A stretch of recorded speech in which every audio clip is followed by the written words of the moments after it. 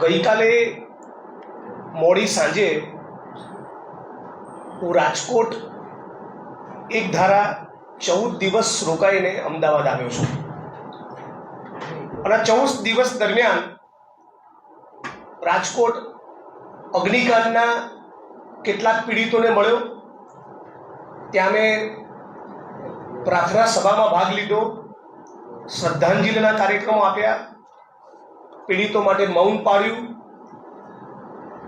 પત્રિકા વિતરણ કરી, લોક સંપર્ક કર્યો. અનેક મીડિયાના મિત્રો, પત્રકાર મિત્રો સાથે આ ઘટના બાબતે વાત કરી. કેટલાક અગ્રણી નાગરિકોને, બુદ્ધિજીવીઓને મળ્યા. સમગ્ર રાજકોટનું એક સુરે આજની તારીખ એવું માનવું છે કે અગ્નિકાંડમાં પણ તક્ષશિલા કાંડ અને મોરબી કાંડની માફક ન્યાય મળવાનો નથી. આખું રાજકોટ એ એક સૂર્ય આવું કહી રહ્યું છે. આ રાજકોટના રહેવાસીઓ અને પીડિત પરિવારો એવું એટલા માટે માની રહ્યા છે કે અગાઉ તક્ષશિલા કાંડ, શ્રેય હોસ્પિટલ કાંડ, રાજકોટમાં જ કોરોના દરમિયાન શિવાનંદ હોસ્પિટલમાં લાગેલી આગમાં જે 8 લોકોના મૃત્યુ પામ્યા એ ઘટના અને વડોદરાની હરણીકાંડની ઘટના, આવી એક પણ ઘટનામાં રાજ્યની સરકારે અને પોલીસે કસૂરવાર મોટા અધિકારીઓ અને ભારતીય જનતા પાર્ટીના ભ્રષ્ટ નેતાઓની ક્યારેય ધરપકડ કરી નથી. અને એના કારણે આજે રાજકોટ શહેરમાં અને પીડિત પરિવારોમાં એવી લાગણી પ્રવર્તે છે કે આ કિસ્સામાં પણ એમને કોઈ પણ સંજોગોમાં ન્યાય મળવાનો નથી. ગઈકાલે સરકારના મંત્રીએ અને આગલા દિવસે એસઆઈટીના વડા સુભાષ ત્રિવેદીએ પણ કહ્યું, સ્ટાન્ડર્ડ જવાબ કે તપાસ ચાલી રહી છે. ઘટના બન્યાને થોડાક દિવસમાં 1 મહિનો થવા આવશે. એ છતાં આ તપાસ ટીમો શું કરી રહી છે એનાથી સમગ્ર ગુજરાતની જનતા એક પ્રકારે અજાણ છે. અમે ઘટના સ્થળની મુલાકાત લીધી અને ત્યાંના તમામ લોકોનું એક સુરે કહેવું હતું કે સાંજે 4:30-5 વાગે ઘટના બની, એના ગણતરીના કલાકોમાં હજી એસઆઈટી નું ગઠન થયું નથી, હજી ઇન્વેસ્ટિગેટિંગ ઓફિસરની નિમણૂક થઈ નથી અને એફએસએલ ના મિત્રોએ એક પણ પુરાવો કલેક્ટ કર્યો નથી. એની પહેલા આખો ક્રાઇમ સીન એ ટોટલી ડિસમેન્ટલ કરી નાખ્યો, એને ડિસ્ટર્બ કરી નાખ્યો.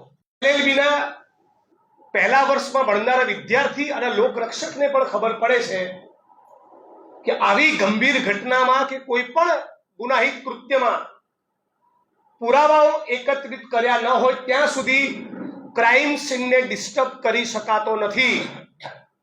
તો પહેલો અને પાયાનો સવાલ, કોની સૂચનાથી અને કયા આશયથી રાજકોટ મ્યુનિસિપલ કમિશનર અને પોલીસ કમિશનર શ્રી દ્વારા આ ક્રાઇમ સીનને ડિસ્ટર્બ કરવામાં આવ્યો? આ સૌથી પાયાનો સવાલ છે. કેમ કે આ કૃત્ય એ પુરાવાનો નાશ કરવા સમાન કૃત્ય છે. અને આપ સૌ જાણો છો એમ પુરાવાનો નાશ કરવો એ પોતે એક ગુનાહિત કૃત્ય છે.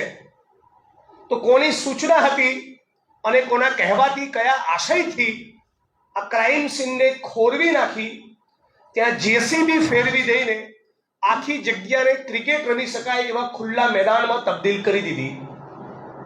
સવાલ નંબર 2, પેટ્રોલિયમ એક્ટ હેઠળ 30 લીટરથી વધારે પેટ્રોલ રાખી શકાતું નથી. ત્યાં ભયંકર મોટી સંખ્યામાં પેટ્રોલનો જથ્થો બરામદ થયો અને એ બાદ પણ હજી સુધી એફઆઈઆરમાં કે કલમ વધારાનો રિપોર્ટ કરીને પેટ્રોલિયમ એક્ટની કોઈ જ કલમનો ઉમેરો કરવામાં આવેલ નથી.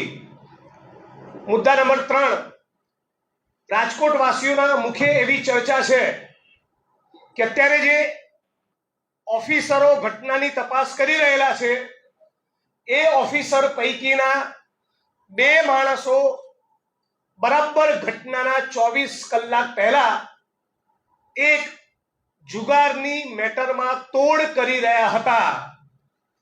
મુદ્દા નંબર 4, જે લોકો દારૂ અને જુગારમાંથી કમાણી કરી છે એવા અધિકારીઓને તપાસ ટીમમાં લેવામાં આવ્યા છે.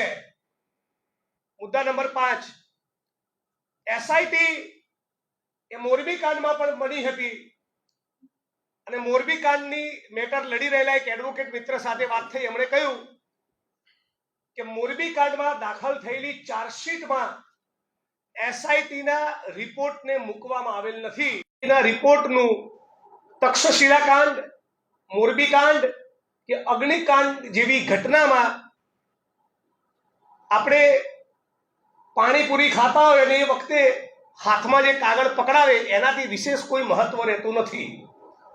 આ એસઆઈટીના વડા એ સુભાષ ત્રિવેદી છે. આપ સૌ મિત્રોને જણાવું કે અગાઉ સુરતની એક મોક ડ્રીલના પ્રકરણમાં એક પીએસઆઈ કે પોલીસ ઇન્સ્પેક્ટરના પેટમાં એમણે મોક ડ્રીલ દરમિયાન જેવા જીવતો કારતૂસ હતો એવી રિવોલ્વરથી ફાયર કરીને એમના પેટમાં ગોળી ધરબી દીધી હતી અને એમનું આઈપીએસનું પદ અને નોકરી બંને જોખમમાં હતા. એવી ગંભીર એમની સામે તપાસ ચાલતી હતી, પરંતુ ભારતીય જનતા પાર્ટીની સરકારે એમની નોકરી બચાવી લીધી અને એટલે બાકીની નોકરી એમણે ભારતીય જનતા પાર્ટીના આશીર્વાદ અને એહસાન તળે કરેલી છે. અને જે અધિકારી એ ભારતીય જનતા પાર્ટીના એહસાન તળે નોકરી કરી હોય એ જ અધિકારી ભારતીય જનતા પાર્ટીના ચહીતા અધિકારીઓ અને નેતાઓની સામે કોઈ સજળબમ તપાસ કરે એવું માનવાને કોઈ કારણ નથી. આ સુભાષ ત્રિવેદી સામે નામદાર ગુજરાત હાઈકોર્ટના જજ અનંત દવે જામનગરના એક વ્યક્તિને કસ્ટોડિયલ ટોર્ચર કરવાના પ્રકરણમાં એવી કોમેન્ટ કરેલી હાઈકોર્ટે કે તમારી સામે સીબીઆઈ ઇન્વેસ્ટિગેશનનો ઓર્ડર કેમ નહીં કરવો. આ સુભાષ ત્રિવેદી એ લઠ્ઠાકાંડની તપાસમાં પણ એસઆઈટીના વડા હતા. લઠ્ઠાકાંડમાં પણ તમે જાણો છો એમ કે કોઈ એસપી કે આઈજી કક્ષાના અધિકારીની સામે કે જે ભારતીય જનતા પાર્ટીના નેતાઓ પણ પોલીસ પાસેથી હપ્તા લેતા હોય છે એની સામે કે કોઈ જ મોટા મગરમચ્છ સામે કાર્યવાહી કરવામાં આવેલી નથી. આ સુભાષ ત્રિવેદી એ મોરબી કાંડની ઘટનાના પણ એસઆઈટીમાં છે. મોરબી કાંડની ઘટનામાં ચાલેલી તપાસમાં આજની તારીખે 370 થી વધારે સાક્ષીઓને લેવામાં આવ્યા છે. હવે આરોપી જયસુખ પટેલ વતી 5 વકીલો અપિયર થાય છે. આ 5 વકીલો અને છેલ્લે આ સુભાષ ત્રિવેદી અને એમની એસઆઈટીનો એવો કોઈ જ ટ્રેક રેકોર્ડ નથી કે એમણે ક્યારેય ગુજરાતની કોઈ પણ તપાસની મેટરમાં મોટા મગરમચ્છોને પકડ્યા હોય. એટલે મોરબીની ઘટનામાં, તક્ષશિલાની ઘટનામાં, હરણીકાંડની ઘટનામાં એ જ પ્રમાણે અગ્નિકાંડના પીડિતોને પણ ન્યાય મળશે કે કેમ એવો ગંભીર સવાલ એ વિપક્ષ તરીકે અમે ઉપસ્થિત કરીએ છીએ. અને 14 દિવસ સળંગ એક ધારા રાજકોટમાં સેંકડો હજારો લોકોને મળ્યા બાદ હું કરી રહ્યો છું. જ્યારે પીડિત પરિવારોને મળ્યા અને એમની લાગણી સાંભળી અને બધાની એક જ માંગણી છે કે નોન કરપ્ટ, જેની કરોડરજ્જુ મજબૂત હોય અને જે કોઈ પણ રાજકીય પક્ષની ઇન્ફ્લુઅન્સમાં ના આવે એવા આઈપીએસ સુધા પાંડે કે સુજાતા મજબૂદાર કે નિલરિત રાય એવા અધિકારીઓને જ્યાં સુધી તપાસ સોંપવામાં નહીં આવે ત્યાં સુધી આ પ્રકરણમાં પણ અગાઉના પ્રકરણોની જેમ કુલડીમાં ઘોડ ભગાવવાનો છે. આવું ન થાય એટલા માટે અમે લોકોએ રાજકોટમાં, હું અને મારા સાથી પાલ આંબલિયા, લાલજીભાઈ દેસાઈ અને સમગ્ર રાજકોટ શહેર કોંગ્રેસ સમિતિએ 3 દિવસના રાજકોટ ત્રિકોણબાગ ખાતે ઉપવાસ ધરણા પણ કર્યા હતા કે કદાચ રાજ્ય સરકારની સંવેદના જાગે અને પીડિત પરિવારોની માંગણી મુજબ આવા નોન કરપ્ટ અધિકારીઓને તપાસ ટીમમાં લે. પણ રાજ્યની સરકાર કોઈ પણ ચમરબંધીને છોડીશું નહીં, આવા એક વાક્ય સિવાય કશું જ આ મુદ્દે બોલવા તૈયાર નથી. એટલે જેમનો કોઈ ટ્રેક રેકોર્ડ સારો નથી, જે કોમ્પ્રોમાઇઝડ છે, અગાઉની મેટરોમાં જેમની સામેના ગંભીર આરોપ થયેલા છે, એવા અધિકારીઓની તપાસ ટીમમાં લીધા છે. બીજી એક બાબત, આ 14 દિવસ દરમિયાન મેં રાજકોટમાં જોયું કે જે રાજકોટની જનતાએ માનનીય વિજયભાઈ રૂપાણીને મુખ્યમંત્રીનું પદ અપાવ્યું, એ વિજયભાઈ રૂપાણી અત્યારે એટલા સ્વાર્થી બની ચૂક્યા છે કે રાજકોટના એક પણ પીડિત પરિવારની આંખના આંસુ લૂછવા તૈયાર નથી. એક 20-25 મિનિટનો આંટો માર્યો, એ પછી રાજ્યના મુખ્યમંત્રી જે પોતાને મૃદુ તરીકે ઓળખાવે છે, એણે પણ આ પ્રકરણમાં જાણે હવે કશું જ લેવા દેવા ના રહ્યું હોય એ પ્રમાણેની ભૂમિકા એમણે લીધી છે. CR પાટીલ પણ આ ઘટનાકાંડમાં હવે કશું જ બોલતા નથી અને ગુજરાતની મુલાકાતે આવેલા અને રાજકોટ લેન્ડ થયેલા ગૃહમંત્રી અમિત શાહ પણ એક પણ પીડિત પરિવારોને મળવા ગયા નથી.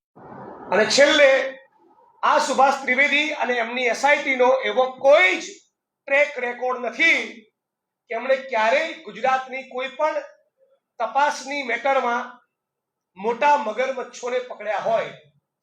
એટલે મોરબીની ઘટનામાં, તક્ષશિલાની ઘટનામાં, હરણીકાંડની ઘટનામાં એ જ પ્રમાણે અગ્નિકાંડના પીડિતોને પણ ન્યાય મળશે કે કેમ એવો ગંભીર સવાલ એ વિપક્ષ તરીકે અમે ઉપસ્થિત કરીએ છીએ. અને 14 દિવસ સળંગ એક ધારા રાજકોટમાં સેંકડો હજારો લોકોને મળ્યા બાદ હું કરી રહ્યો છું. જ્યારે પીડિત પરિવારોને મળ્યા અને એમની લાગણી સાંભળી, એટલે બધાની એક જ માંગણી છે કે નોન કરપ્ટ, જેની કરોડરજ્જુ મજબૂત હોય અને જે કોઈ પણ રાજકીય પક્ષની ઇન્ફ્લુઅન્સમાં ના આવે, એવા IPS સુધા પાંડે કે સુજાતા મજબૂદાર કે નિલરિત રાય, એવા અધિકારીઓને જ્યાં સુધી તપાસ સોંપવામાં નહીં આવે ત્યાં સુધી આ પ્રકરણમાં પણ અગાઉના પ્રકરણોની જેમ કુલડીમાં ઘોળ ભગાવવાનો છે. આવું ન થાય એટલા માટે અમે લોકોએ રાજકોટમાં, હું અને મારા સાથી પાલ આંબલિયા, લાલજીભાઈ દેસાઈ અને સમગ્ર રાજકોટ શહેર કોંગ્રેસ સમિતિએ 3 દિવસના રાજકોટ ત્રિકોણબાગ ખાતે ઉપવાસ ધરણા પણ કર્યા હતા કે કદાચ રાજ્ય સરકારની સંવેદના જાગે અને પીડિત પરિવારોની માંગણી મુજબ આવા નોન કરપ્ટ અધિકારીઓને તપાસ ટીમમાં લે. પણ રાજ્યની સરકાર કોઈ પણ ચમરબંધીને છોડીશું નહીં, આવા એક વાક્ય સિવાય કશું જ આ મુદ્દે બોલવા તૈયાર નથી. એટલે જેમનો કોઈ ટ્રેક રેકોર્ડ સારો નથી, જે કોમ્પ્રોમાઇઝડ છે, અગાઉની મેટરોમાં જેમની સામેના ગંભીર આરોપ થયેલા છે, એવા અધિકારીઓની તપાસ ટીમમાં લીધા છે. બીજી એક બાબત, આ 14 દિવસ દરમિયાન મેં રાજકોટમાં જોયું કે જે રાજકોટની જનતાએ માનનીય વિજયભાઈ રૂપાણીને મુખ્યમંત્રીનું પદ અપાવ્યું, એ વિજયભાઈ રૂપાણી અત્યારે એટલા સ્વાર્થી બની ચૂક્યા છે કે રાજકોટના એક પણ પીડિત પરિવારની આંખના આંસુ લૂછવા તૈયાર નથી. એક 20-25 મિનિટનો આંટો માર્યો, એ પછી રાજ્યના મુખ્યમંત્રી જે પોતાને મૃદુ તરીકે ઓળખાવે છે, એણે પણ આ પ્રકરણમાં જાણે હવે કશું જ લેવા દેવા ના રહ્યું હોય એ પ્રમાણેની ભૂમિકા એમણે લીધી છે.